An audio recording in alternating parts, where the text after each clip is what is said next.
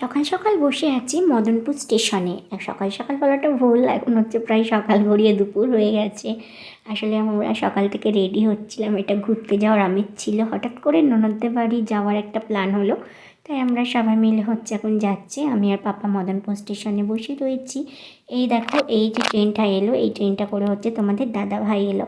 ও হচ্ছে গেছিলো কাজে, ও কাজ থেকে এই সাইডে ট্রেনটা ধরে হচ্ছে এলো। আর এখানে আমি সবজি দেখছি, কি ফ্রেশ দেখো সবজিগুলো।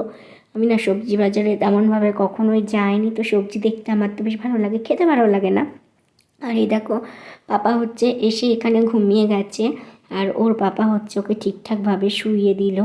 এখন হচ্ছে খাবো টাবো, তার আগে পাপা যদি উঠে পড়ে তাহলে আবার ওকে নিয়েই খেতে হবে। উঠে পড়লে আমাকে আর খেতে দেবে না, খুব দুষ্টুমি করে জানো না। তারপরে দেখো, খাওয়া দাওয়ার পর আমরা হচ্ছে গেছিলাম হচ্ছে মাঠে। এই মাঠে হচ্ছে, এইটা হচ্ছে ফুলকপি ক্ষেত। এখানে হচ্ছে আমার ননদরা ফুলকপি চাষ করেছে, তো সেখানেই দেখতে এসেছিলাম। আর দেখো, যেতে যেতে আমি পড়েছি কাদায়। আমার জুতোটার অবস্থা মানে কি হয়েছে একেবারে, এটা কিন্তু পুরো শুকনো, তা আমি এভাবে পড়ে গেলাম কি করে বুঝতে পারলাম না। এইরকমই হয়, এই সমস্ত রাস্তায় চলার অভ্যেস না থাকলে এরকমই হয়।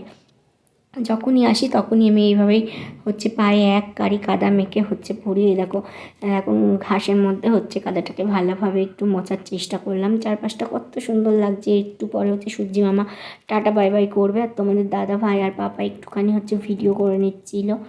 আর পাপার হাসিটা দেখো, পাপা তো মানে খুব আনন্দ পাচ্ছে।